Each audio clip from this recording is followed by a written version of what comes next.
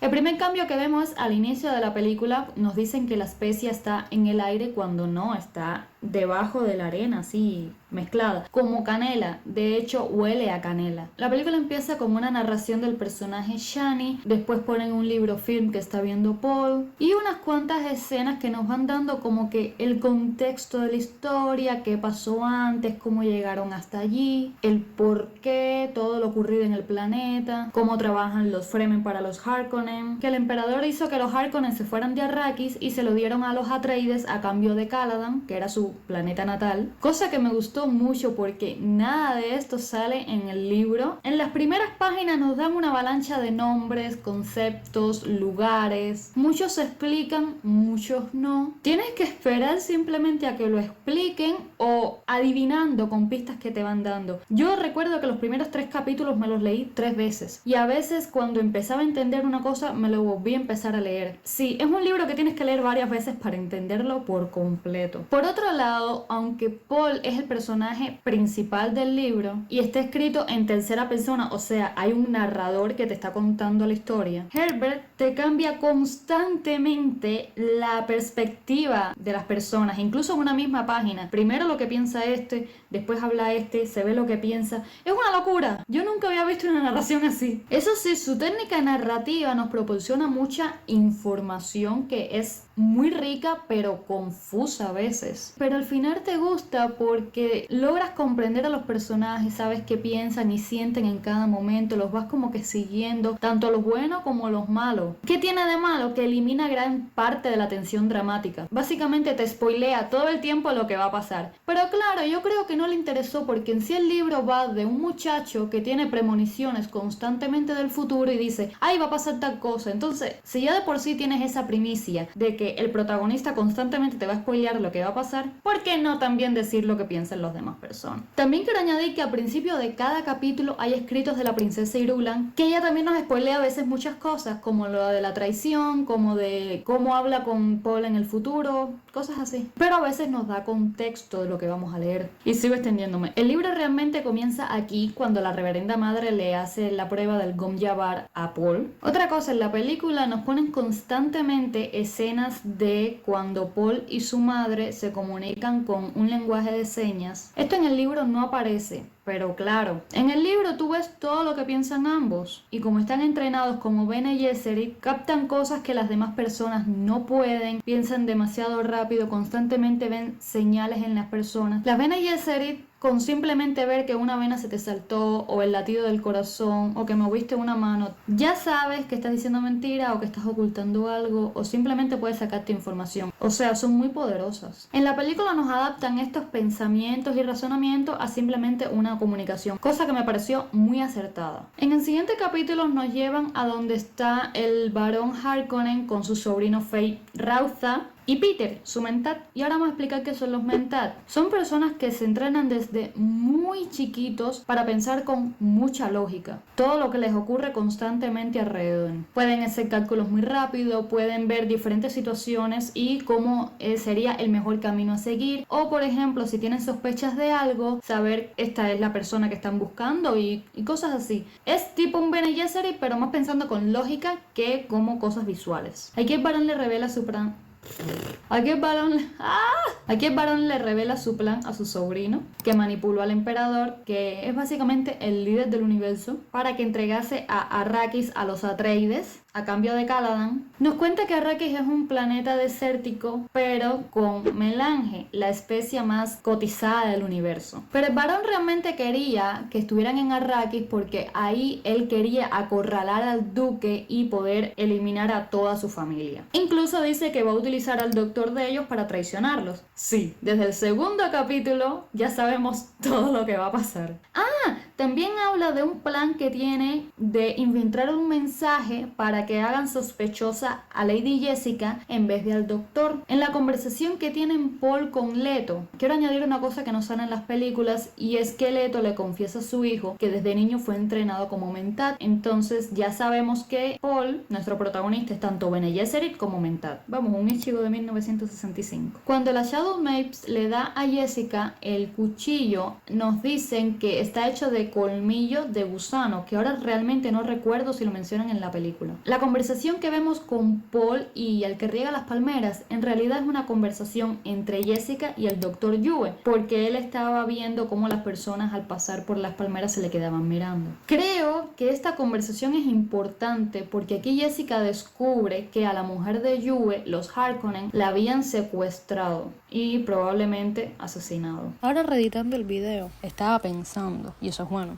que yo creo que quisieron resumir tanto la conversación del Dr. Yue y Jessica y el invernadero que más tarde encuentra a Jessica, que no sale en la película porque están poniendo que están regando unas palmas y Paul dice sí, pero está gastando agua. Lo mismo que pasó en el invernadero, en plan, coño, de aquí se está gastando mucha agua. Luego en la película nos ponen un libro film que igual nos da más información que sale más adelante en el libro. Realmente cuando sale el cazador buscador, Paul estaba durmiendo y en ese momento justo él se acababa de levantar. Cuando le salva la vida a la Shadow Mapes, esta le dice que a cambio le iba a dar una información, que es que entre los suyos había un traidor. Por cierto, ¿se dieron cuenta de que la Shadow es la reina Charlotte de Bridgerton? Y qué poca actuación le dieron, porque realmente en el libro sale mucho más. Luego de esta escena de que las tropas encontraron al que supuestamente estaba utilizando la sonda, Jessica justo en ese momento encuentra un invernadero en una de las habitaciones de la mansión. Esta tenía miles de plantas y flores que obviamente consumían galeones de agua al día, pero se da cuenta de que es necesario para que en un futuro en Arrakis se encuentren todas esas plantas. Más bien las estaban como que cuidando para en ese momento tenerlas a mano. Justo en el invernadero encuentra una nota de otra Bene Gesserit que resulta ser Lady Fenrir, la esposa del conde. Esta le advierte en la nota que en el cuarto de Paul habían puesto una trampa, pero bueno, le llegó un poco tarde, y también le dice que hay un traidor entre ellos. En ese momento llega Paul, le repite lo de la Shadow, ya sabemos que ambos saben que hay un traidor. Básicamente el castillo entero saben que hay un traidor. Me encanta la escena que pusieron del varón con su Mentat y la reverenda madre, porque esta conversación no sale en el libro, pero nos da muchísimo contexto. Básicamente tú adivinas que esta conversación pasó por pistas que te van dando, conversaciones así furtivas que van escuchando. Cuando Hawat, ¿es Hawat o Hawat? Creo que es Hawat y lo estaba pronunciando. Cuando Hawat intenta dimitir por no haber protegido a Paul, en ese momento tienen una reunión con todos los hombres así de Leto y empiezan a realizar planes para mejorar a Arrakis, para infiltrarse en los Fremen, etcétera, etcétera. También hablan de Liet, que es el líder divino de los Fremen. En eso justo llega Duncan con Stilgar, que es el líder de un Siege Fremen, Básicamente es como una colonia. Que por cierto, Duncan aquí en esta reunión es la primera vez que lo conocemos en el libro. En la película vemos más porque obviamente es Momoa, hay que utilizar más al actor. No me molestó. Ya vimos que Leto se gana el respeto de Stilgar y le dice que quiere a cambio. En la película vemos que él dice que nada, que respete el Message, pero en el libro le pide a Duncan. Acepta, pero con la única condición de que trabaje para ambos bandos, es decir, tanto como para los Atreides como para los Fremen. Luego de esto en el libro nos presentan una escena donde Jawad intercepta una nota supuestamente enviada por el varón a Lady Jessica, que lo hace suponer que ella es la traidora. Pero ya sabemos del capítulo 2 que esto iba a pasar y que era un plan del varón. Por suerte el duque no se lo cree, pero finge caer en la trampa, dejando que Jawad y Duncan crean que Jessica es sospechosa. Pero luego de esto va y Leto se lo cuenta todo a su hijo, para que por lo menos alguien sepa de que él no creía que Jessica era culpable. Luego vemos cuando Leto y Paul conocen al Dr. Kynes, que básicamente es el ecólogo de Arrakis. Es un trabajador del emperador enviado ahí para hacer como de intermediario en la transición de cuando se fueron los Harkonnen y entraron los Atreides. Pero como ves lo que piensa, ya sabemos desde el principio de que él es un traidor, que básicamente lo mandaron para hacer la vista gorda sobre los sabotajes y cosas así realizados en la transición. Pero él se impresiona cuando conoce a Leto y a Paul. A Paul por cómo se comportaba tan nativo y dice, wow, realmente puede ser el Salvador. Y por la forma de hablar, de que se comportaba como un hombre a pesar de ser un niño. Y de Luke Skywalker. Y de Leto sí vemos que se impresiona en la película por cómo él quiso salvar a sus hombres. Sí, perdió dinero, pero para él era más importante la vida de esos trabajadores. Y también les gusta porque estaban interesados en el plan que tenía Kynes para hacer del planeta un paraíso. En el libro El ala de acarreo nunca aparece. Fue un sabotaje de los Harkonnen, que había un infiltrado que se los llevó lejos para que cuando llegara el gusano perder toda esa especie, porque sí, siempre aparece un gusano por la vibración. En la película nos ponen que más bien fue un desperfecto de la máquina. También nos ponen a Paul como por la especie y tiene sus primeras visiones premonitorias, cosa que ocurre mucho más tarde, y por ende no sabía que su madre estaba embarazada. Él no se aleja así, nada, eso fue para darle más acción a la película. Luego de esta situación, en el libro Lady Jessica planea una cena con las personas más ricas e influyentes del planeta y además invita al Dr. Kynes, que de nuevo se sorprende cuando descubre que Jessica también está interesada a mejorar el planeta. En la cena, Jessica, con sus dotes tan increíbles que tiene, se da cuenta de que en la mesa hay mínimo un espía, el banquero, con el cual por poco Paul tiene una discusión que se le va de las manos. Y tanto él como su madre se dan cuenta de que Kynes no está siendo completamente sincero, y él a regañadientes admite que había suficiente agua en Arrakis como para mejorar su ecología. Yo creo que todo este capítulo es importante para la trama porque me recuerda muchísimo a la última cena de Jesucristo, que cuando mejor estaba el reinado de Luke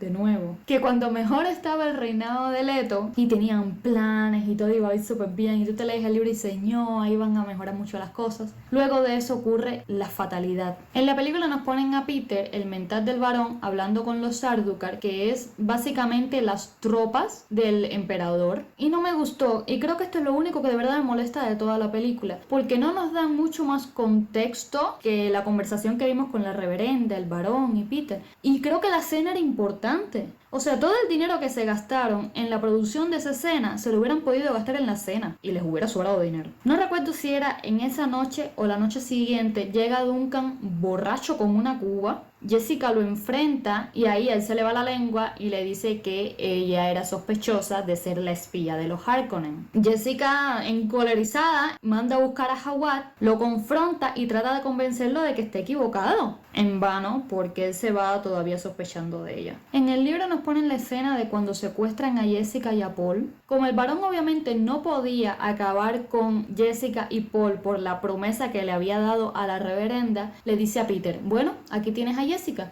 que era lo que querías a cambio de ayudarme, pero si te la doy vas a vivir en el exilio. La otra oferta que te doy es darte el ducado de Leto. Y se va. Peter elige el ducado y como él tampoco se quiere manchar las manos, dice a unos guardias, bueno, llévenselo a ellos dos, que Paul estaba fuera en el pasillo, llévenselo a ellos dos al desierto y que el desierto acabe con ellos dos, yo no me quiero manchar las manos. Cuando están en el avión, en realidad Paul sí utilizó bien la voz desde el primer momento y cuando le quitan la mordaza a Jessica, ella lo que hace es seducir a los dos guardianes porque se estaban peleando por básicamente violar.